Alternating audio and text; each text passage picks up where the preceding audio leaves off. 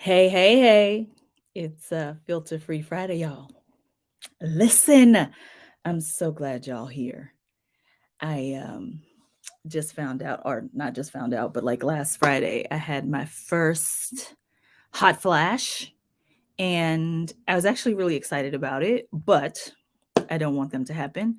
So that might seem like it's oxymoronic, but I'm happy about it because of both of my parents I grew up with died from tragic accidents. So there's only one way to not grow old, and that is to die young. So, very, very happy that I am growing old. So that's number one. Number two, um, I don't know that I want it to happen too much more because Lord, if anybody has ever experienced it, it's like a truly like a fire going off inside. So I talked to Miss Nadine. I don't know if y'all know Miss Nadine here in Kansas City, but Miss Nadine told me to give me some lavender tea. And child, this stuff smells like wonderful because it smells like deodorizer. But try drinking deodorizer, child. I don't know. If anybody gets some tips for how to get this lavender tea down, I'll take it. Ugh, because it's oh yeah, it ain't no good. But if it can keep me away from them wonderful summers on the inside, I did buy a fan though. Let me show y'all my little fan, and I've had this fan for a long time, and now I get to use it when I have my little hot flashes. Ain't that cute? Isn't that cute? I love this little fan. I got it on Etsy from a black vendor. But listen, when I was in middle school, I had a crush on this guy, and we called ourselves dating, but we really weren't. I couldn't even go nowhere. But he wanted to break up with me, I believe. But instead of breaking up with me, what he did instead was he just treated me poorly, really poorly. Um, till eventually I broke up with him. Whatever broke up meant, like that just meant I wasn't sending little notes in Miss Daniels' class and wasn't calling him on the phone and giggling and stuff. But truly, as I got older, what I learned for sure was that he wanted to break up with me. He just didn't have the guts to do it.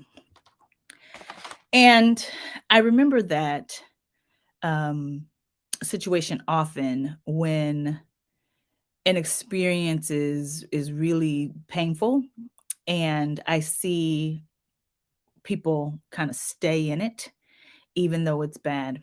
So I don't know if y'all remember Howard Dean, but Howard Dean was running for president in 2004, and he was people didn't really like the way he talked. It was like it didn't exude gravitas, like he didn't seem like a president in the way that he talked. But the nail in the coffin was when he did this weird scream. And if you Google it, I got the video, but it's like a minute long, and I don't know if I want to waste a minute listening to Howard Dean scream and talk in that way that he talks. But people did not like the way he talked, and it some people say cost him the primaries. And what I think is fascinating about that is I still hold very strongly that memory of Howard Dean, who was highly qualified for president of the United States, being disqualified just because of how he talked, how he sounded in this high pitched scream. And then you contrast that with politicians like George Santos. And I don't know if you saw how he was being treated on the House floor this week, but he was by himself. Um, Nobody was really willing to even talk with him. And my friend Wendy Proctor sent me a note, and she said, "Nicole, I kind of want to know what's your empathetic stance on this. But let's just be clear. Look, I want to be super, super clear. I do not agree with anything that Mr. Santos has done in order to like misrepresent himself. So let's just be clear because I don't want to say something that ain't true. But the man didn't graduate from college after saying that he had graduated from a prestigious university. He does not own 13 properties and is not Jewish. Um, he is still in arrears for unpaid rent from several years ago. When he didn't disclose the source of his income after saying that he was working for Goldman Sachs and he had never worked for them either. Um, it turns out that he was also accused of check fraud when he was in Brazil. Now, why do I bring all of that up? I just want you to hold in your heart that Howard Dean pretty much lost himself in election because of how he talked. And so when I look at these things, and here's where people get empathy sometimes confused. They think empathy means that you agree with, you feel sorry for, that you don't think a person deserves consequences. Not at all. See, when I look at this, I say, have I ever misrepresented myself? And the answer is yes, even in the subtlest ways. I mean, I think about how I asked a couple weeks ago, have you ever acted like you knew about something that you don't really know about? Listen, Toni Morrison is a hard read for me. Octavia Butler is a really hard read for me. I read Octavia Butler, but the sister loses me with her. She doesn't talk about things in a linear way, and my brain kind of works that way sometimes. And then also, when people I don't know if you've ever read any of her works, but it leaves you thinking that the world is about to explode any day. It is not the most, she doesn't leave you on a high note. Listen, there are many people who love Octavia Butler. And so when I'm in spaces where people love her, I'll talk about the parable of the sower like I know about it, like I am not conversant in Octavia Butler. That is a real subtle way, and I do not want to make a false equivalence of me acting like I know about Octavia Butler as me lying about my mama dying in 9/11. Those are not the same things as Mr. Santos has done. However, me being able to tap into the feeling of what it's like to misrepresent yourself and then tap into what the embarrassment is like when somebody finds you out.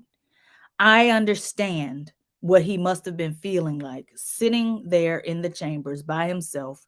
The whole world knows he's lied. At this point, he has had to come forth with a statement, which was still kind of a lie. And here's what empathy is, though. Empathy is understanding that there should be consequences for our actions when we misrepresent ourselves. The gravity of those consequences should change based on how egregious the act is. But here's the thing. Most of the time what people do is act like they ain't never lied.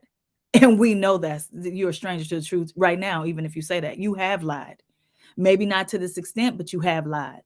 And so what was concerning to me and what demonstrated a complete lack of empathy to me is that these folks acted like my middle school crush. So what they wanted to do, but they won't unseat the man, which is what should be done. Like he completely misrepresented himself and probably would not have won the election based on all of these lies.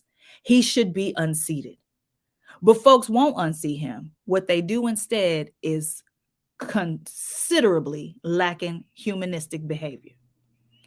I'm going to let you stay in place so I can treat you poorly. And my question is very clear. What has happened to you that you want to keep somebody in a place so you can treat them poorly? What's wrong? What's wrong? How about you unseat the man, put somebody else in place, or have a special election, whatever needs to happen? I don't even know what needs to happen. I'm not going to act like I do.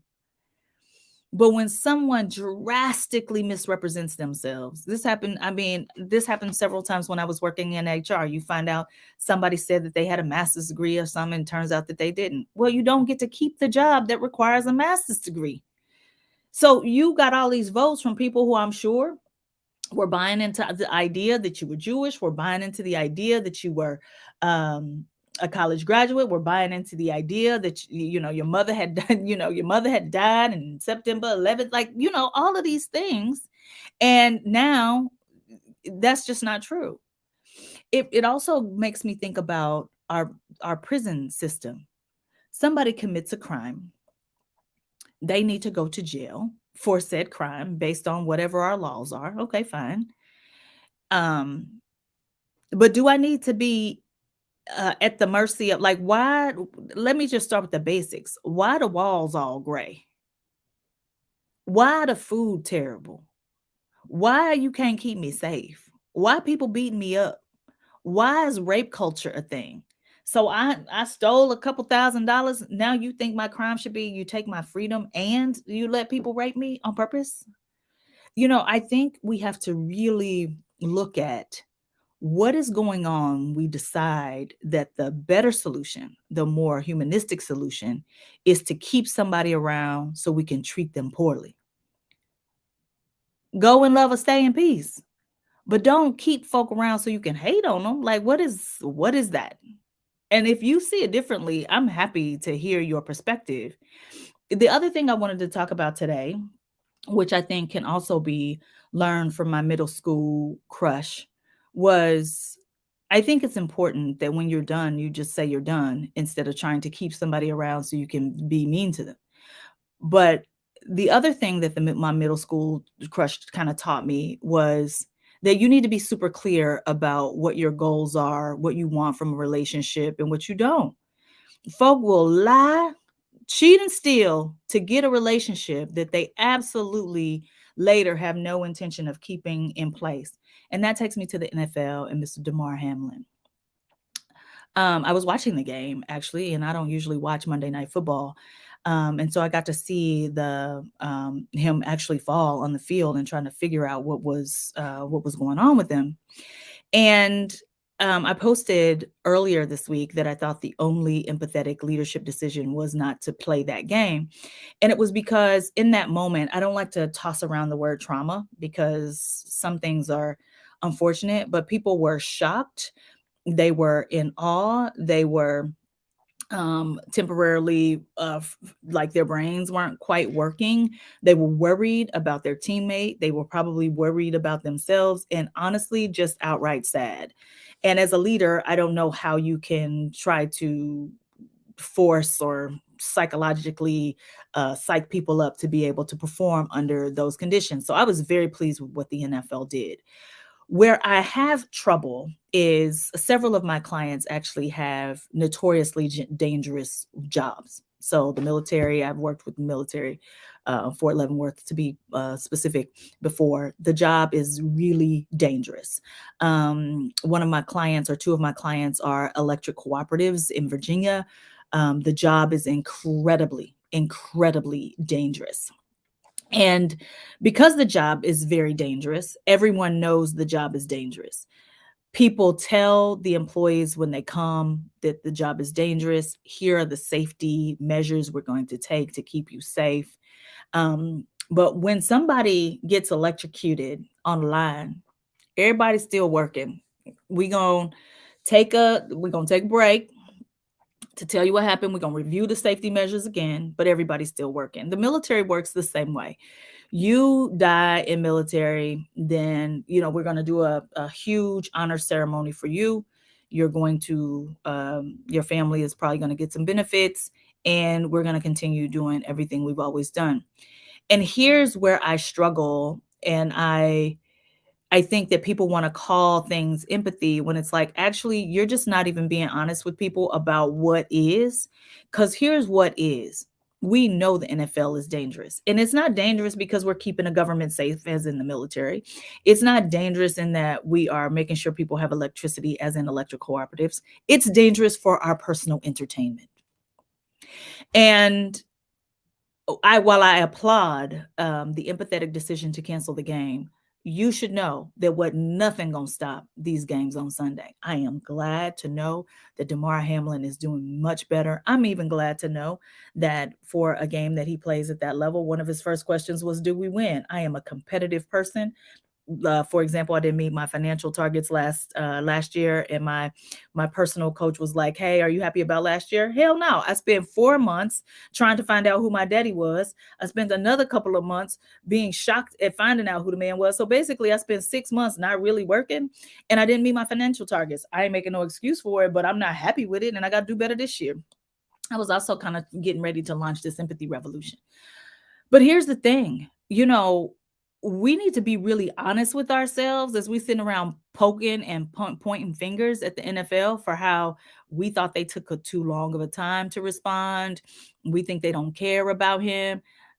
If we watch football, if we watch football, if we go to football games, then what we are saying is the likes of CTE, the unfair distribution of how we take care of veteran NFL players, that all the things associated with you potentially, if you getting hit that many times by somebody who's 300 pounds, who's some of the fastest men on the planet, that is a very dangerous thing to do. And if we participate in it, we have to say that we value those values.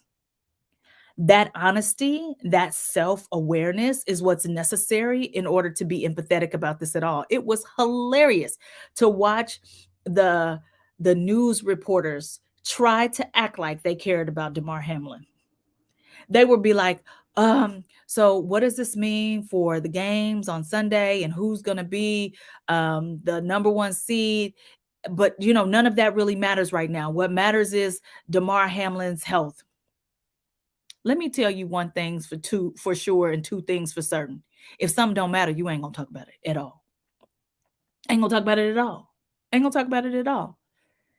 And so I'm not judging it. I'm not judging it at all. But what I'm saying is, when I consider that my little middle school crush was unclear about what the role was, he was unclear about what the exit strategy was going to be, he was unclear about what we were even doing. How you going to act like you care when you unclear? Then folk just got to watch your actions. This happens oftentimes in organizations. It happens even in mine. And so I strive as best possible to bring clarity to situations. Um, I as best possible, I try to make sure that people are clear about what I will or won't tolerate. Um, and I think, Mr. Hendricks, I'm glad you think that the pressure of public scrutiny at the time on Monday outweighed the NFL's bottom line. But let's just be clear. Even the public wasn't going to be okay with us not playing that game on Sunday. I don't know if you've ever seen the movie Any Given Sunday, but even Jesus can't compete with the NFL, honey. Try to have a game on Sunday at the time church supposed to be. I remember my first and only sermon was at 3:00 in the afternoon, and the Chiefs were playing at 3:30. And wasn't nobody in that congregation except for my little friends. Why is that? Because we like our entertainment. And I'm not judging it. I'm just saying we got to be super clear, because if we are not honest, being empathetic is going to be it's going to be impossible. It's going to be impossible. And as we sit and we point our fingers and we go, I can't believe you did. I can't believe you don't care. 100% of NFL players have CTE, and the only way we can know is when they're dead, by looking at their brains. And we still, every Sunday, we have to be honest about the danger associated with the sport, just as we are honest about the dangers associated with the military, just like we are honest about the dangers associated with electric cooperatives and working on electric lines. The job is dangerous. Now, what are the benefits when you say do you value safety? Like, what are the values of the NFL? Does anybody even know? I think it's really hard to tell. What are the values of the owners of the NFL? What is it? Because if we know what that is, I think that understanding allows us to show up in more empathetic ways. That understanding is what allows us to show up in more empathetic ways.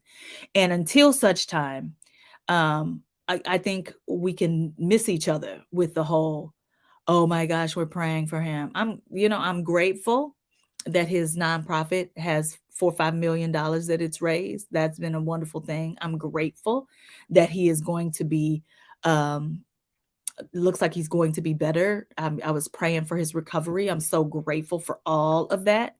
But at the end of the day, what has this organization shown us that has not been completely aligned with? Making money is what's most important. And to do so, we got to keep you entertained. And most of that entertainment comes because people take the risk of throwing their bodies into each other.